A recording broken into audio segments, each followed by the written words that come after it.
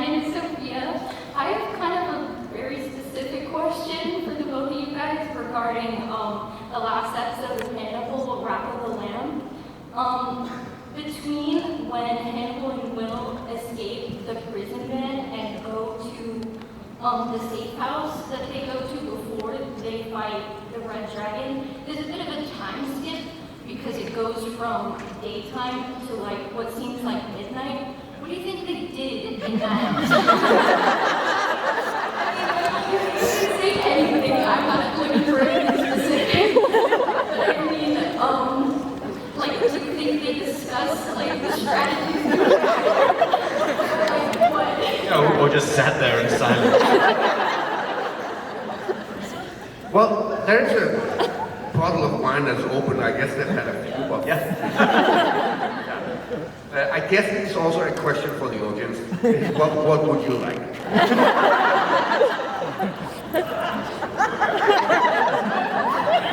Yeah, there's one. I think they've been, as you can tell, they're showered, ready to work. Getting ready for the big battle. It's up to interpretation, I guess. Feels like it. Thank you so much. We're here. Hello, my question for both of you is, what is your interpretation of the end of Hannibal Season 3 between you two, and what personally do you think would come next in that storyline if it was ever continued, especially after we see Bedelia at the dinner table?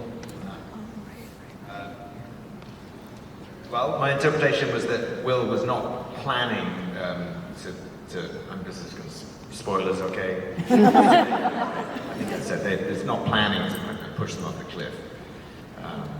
So that's a kind of an immediate response to the revelation that he's just had about himself, right? And about the thing that Hannibal has been pushing him to see and accept. And he does see it and he accepts it. And the terrifying thing is that it sounds wonderful.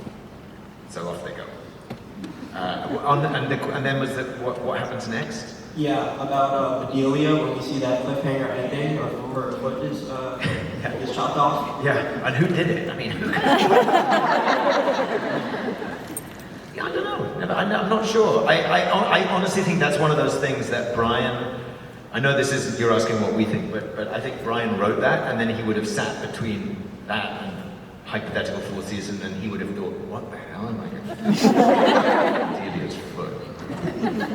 So we'll never know. Well, I think that it's a delay thing. I mean, I think it's just Hannibal's just giving her a reminder that he hasn't left her. He will be back. I think that those are the little things that Brian keeps ripping everywhere. And then if it seems impossible to get out of whatever he's been writing, we'll find a way for us to sit at a dinner table and have a polite tone in the room. And that's fascinating and interesting. Actually, I had a question on that. There's an alternate ending scene where Will and Hannibal are kind of sitting in the chapel together and they're like bathed in light. When you shot that, like, do you remember what the direction around that was? Like what that was meant to represent? Not only do I not remember the direction, I don't remember the scene. That could be quite easily be a scene from a previous episode. I think it was, and then taken and placed, because that set, I think, may not have existed anymore by the time we filmed. That was in Florence, if anything. What's that? It was in Florence. Yeah, well, we built that chapel in Toronto as well. They rebuilt the interior of that chapel. Can't even remember I've been in Toronto. Thank you. Genghis Khan. Hi there, my name's Danny. I think that music is very powerful, and obviously the soundtrack to the show is absolutely phenomenal. I was wondering what both of your top albums are right now, and what do you think that Will and Hannibal are listening to? I think Cuban music. I don't think we have to imagine what Hannibal is listening to is in the film constantly. Right? Yeah. I don't have, I'm not big on the music scene. I don't go out and buy albums in the sense. I have a tendency to fall back to the 60s and 70s and listen to all that boomer shit. It's Pink Floyd, it's Doors, it's all. Yeah, I don't have an album on repeat right now. I do that, but I just don't have anything on the go Thank you. Right here. Hi, my name is Sarah. So in season 3, we get to see Hannibal's Mind Palace. It's obviously the chapel, but we don't get to see Will's Mind Palace. I was wondering, one, what you think Will's Mind Palace would look like, and also, and also your personal mind palaces as Hugh and Matt's. Well, I think you see Will's mind palace in the sense that he's fishing, right? You see that's where he goes.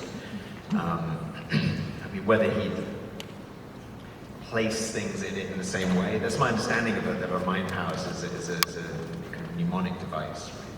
Right? But I think that's the interior world that he builds for himself as a refuge. Like personal mind palace, it's probably a pub in England somewhere. I'm sure that's what you're meant to use a mind palace for, but... If I had one, I wouldn't tell you.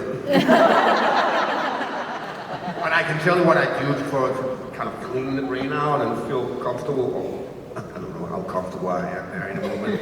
I ride a racing bike, and when I go on that a couple of hours, it's a nice place to be. Thank you very much. You're welcome. We are closing in on the end of the panel, so I think we could do like a couple more from both sides, and then we'll have to sadly wrap it up over here. Hello. I would have to ask, what's your favorite scary movie?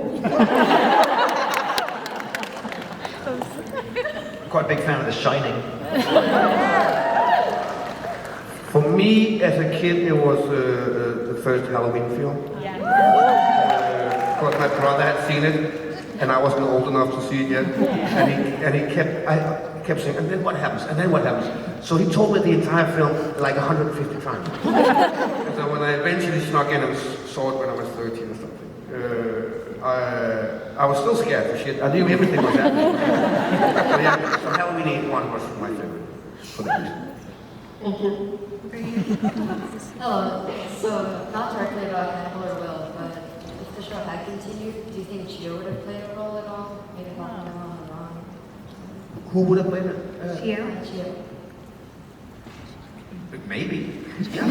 I don't know how, helping them on the run necessarily, but yeah. Look, again, this is something that Brian does par excellence. He's like, what? He's back. He's dead. He died 3 times. We ate him. He's back. So yes, I think probably everybody would be there. We're all in Cuba. Whatever happens, they would definitely knock on the door to children. Just to make sure that he still has a pulse. Over here? So, thank you for being here, first of all. If you were a soup, what kind of soup would you be? Like the food, like chicken noodle, whatever. Like you as Hugh and Matt's, what soup would you be? I'm specifying as Hugh and Matt. All right. I can tell you what I like. I've never sat down and like spent a couple of minutes on what kind of soup. I had a pho soup, a Vietnamese soup today. I really liked it. I really don't want to be it. I mean, in a way, your goal would be to not be appetizing. A kind of watery, undesirable soup. Spiritually, like what soup? We haven't smoked as much weed as you have.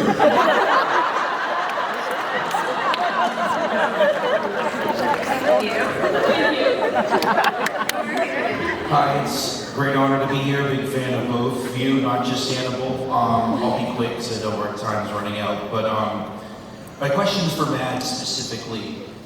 You're probably aware of this, but one of the standout lines in the show, which was also in the Hannibal book and the Hannibal movie, the line, I won't quote it, but it's about a fox and a rabbit. In the show, that line was changed from Mason Verger to Hannibal, which kind of makes sense because it's a very Hannibal Lecter-esque line.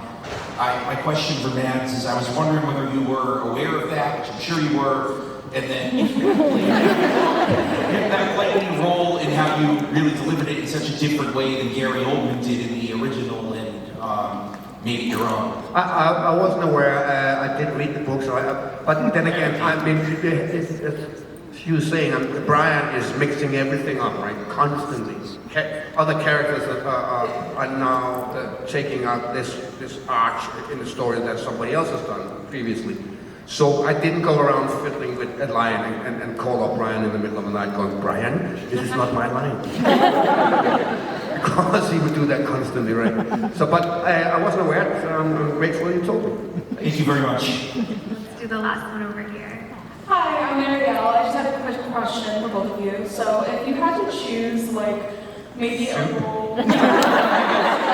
Chicken noodle is the right answer, by the way. If you had to choose, like, a role that maybe you connected with, this is subtracting Will and Hannibal, maybe you connected with or you wish more people saw, like, what would you choose of yours? I don't know about connecting with or that I wish more people saw it.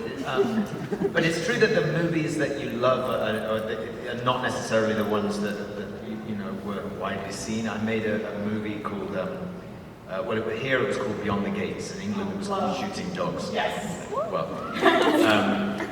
that was just an amazing experience, and I think a good movie. So there you go. I made a small independent American film years ago called Arctic. So I can't complain. But I mean, we didn't anticipate it would be that small. So yeah, I think it's a great film. I would love a lot of people to watch it. Thank you so much. Thank you, everyone. I think that's all the time we have today.